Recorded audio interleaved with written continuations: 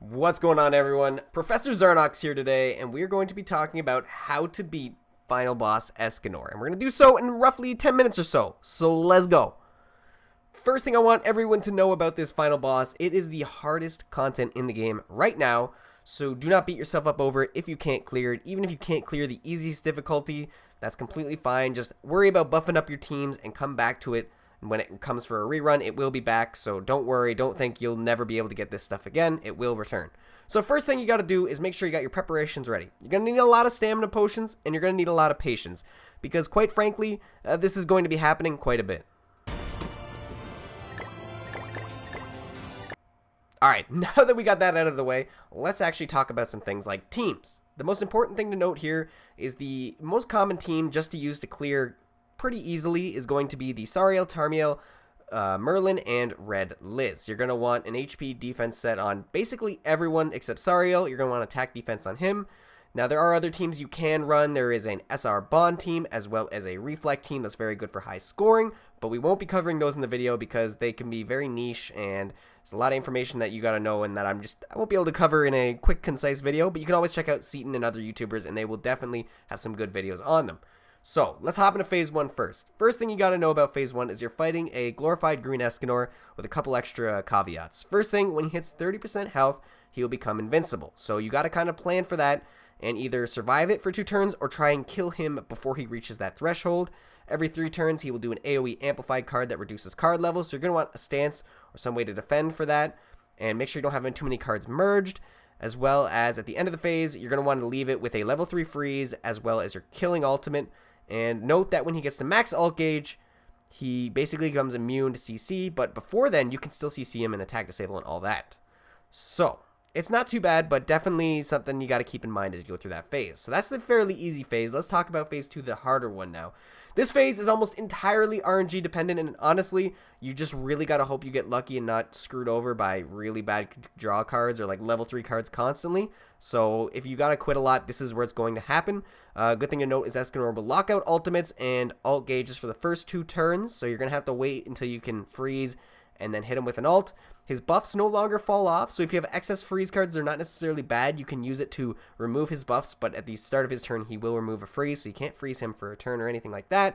And your main goal for this phase is to hit him with a level 3 freeze, ult him, and kill him. You might have to do some damage to him depending on what level your Sariel ultimate is, so that's something you're going to have to kind of just try and experiment with and see how it goes. And just like that, the fight is fairly simple, but it's also very difficult if you get bad RNG. Now, that's basically it. But if you're like me, I was a terrible student in class, and, looking at a lecture like this was very difficult and didn't really teach me much. So, let's hop into some actual gameplay here, and I will show you my hell run, and hopefully it'll give you some insight of what a good run should look like. Obviously, I got super lucky in my run, so that is also a part of it.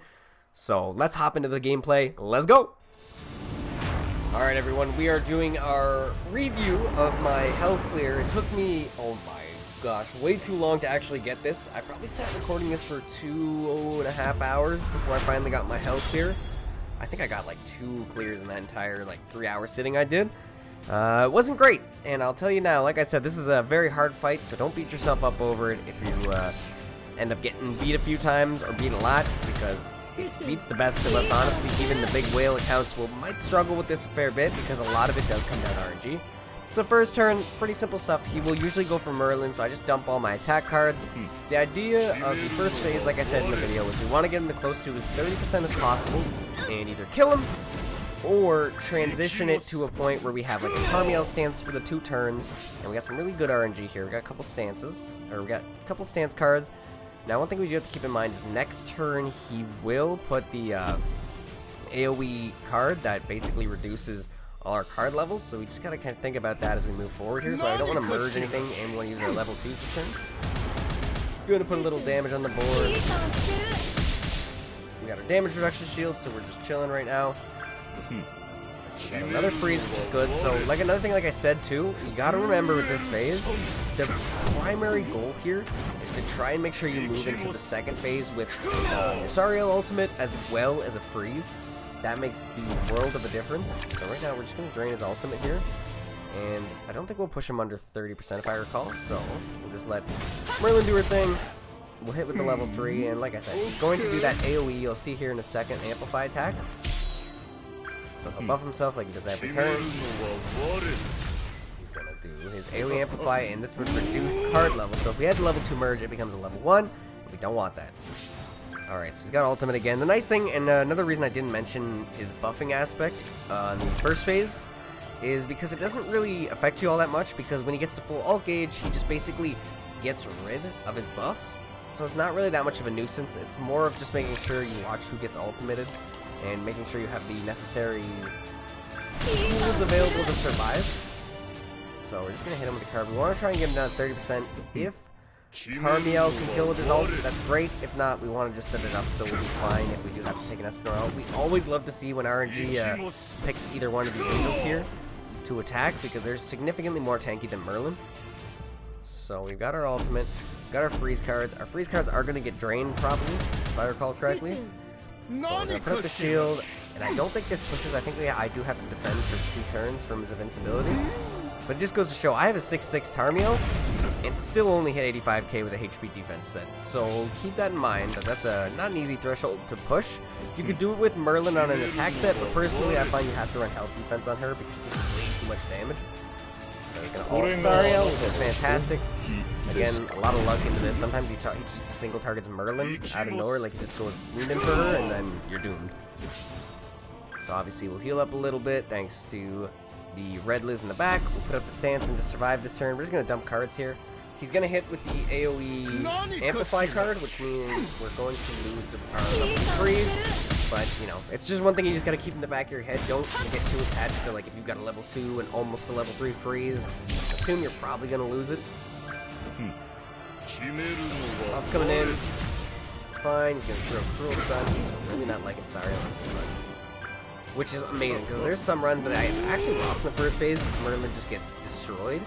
So whenever this does happen to you, take it and run with it. Okay, invincibility's over, so now I'm pretty sure we can just push phase. We can use the ultimates, and I think we use the 2 cards here. We want to make sure we set ourselves up for success in the next phase as much as we can. I don't think Tarmiel pushes this, if I'm not mistaken. Oh, he does. Perfect. Okay, so as you see here, we got a stance, we got an ult removal, we got a level 2 freeze, and an ultimate. Ideally, we want a level 3 freeze, but you can't always make that work. So honestly, level 2 isn't bad as long as you get some good RNG. And I'm not going to lie to you, I get really good RNG in the second phase, and sometimes you get blessed. I've honestly never seen RNG treat me this good in this fight. This was my obviously best run for RNG, and it's going to happen every once in a while to you, but don't expect it, because as you see here, I'm going to get a level 2 stance, and then immediately a level 2 freeze. This does not happen. And I've not seen it since, and I did not see it before this. It was a miracle, but just because I was recording, I swear. But it's super nice that we got the freeze, because the main reason is we can use our level 2 freeze. And what that will do in the second phase is you can CC him, but he breaks it out on his turn. So as you see, we're going to freeze and get rid of the HP buff that he has, like that red Escanor normally would have, because that just makes him impossible to damage. And the big thing about hell difficulty especially is I have a 5/6 Zariel, and even with the level 3 freeze and his ultimate, I can't kill him from full health. I gotta at least get him down almost a quarter just to make that push. So as you see now, is we're just going to try and get Zariel's ultimate back. Obviously, he has us locked out, so we just got to kind of wait. We do have the Tarmiel stance up, and we got another one in deck, which is phenomenal. And here's the big hardest part about this phase, is sometimes he just gets super unlucky and he starts single targeting people, or he just throws out charge and fires like he's got so many in stock, and then you're doomed. You'll never get an ultimate because we'll just keep getting drained. So we'll drain him here, put up our stance. Now we probably could have rushed Zariel's ultimate. I think that was a misplay on my part. I don't know why I didn't do that, but like I said, we do have to get his health down a little more before we think about ulting. But he might just throw a charge and fire. I honestly don't remember what happened there. Okay, yeah, see, like this. This can happen to you like left and right, where you just get hit by level 3 charge and fires back to back sometimes, and that just kills a run right there. So what we'll do is we still have a stance for a turn. So I imagine we're going to merge the level 3 Zariel, which is super good because now we can get the Zariel ultimate back. And as long as he doesn't have a charge and fire, he should be okay. Pretty sure I can use this level 3 here. I think what was happening there is my brain was like, can I push him with the level 3 card? You can't. Just a heads up, you can't. I've tried it once. Since then, it doesn't work. You always want to try to have that Sario ultimate up if you can. So he's gonna ult here. Thankfully he ults our boy Tarmiel. Most of the time he'll ult Merlin. I got really lucky this run. His target selection was like out of left field. And as you see here, we got him down to as close to a quarter as I could. I'll use the level 3 cleave card. We'll do the freeze and throw out the ultimate.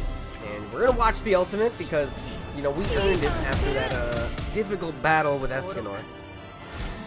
There we go, putting the level 3 freeze on, getting all the points, getting the final ultimate for points too. And this is really my best point run, as we'll see here. Once we get to the end, ult's going off, and push. So just like that, that's your ideal run. Obviously, this won't happen. You're going to have to play around with this boss and find out what works best for your team. But overall, if it can look a little something like this, then you should do pretty well on it. Obviously, that won't always be the case. But anyways, I wish you guys the best of luck in Final Boss Escanor. It's going to be a tough one for a while, and I will see y'all in the next video.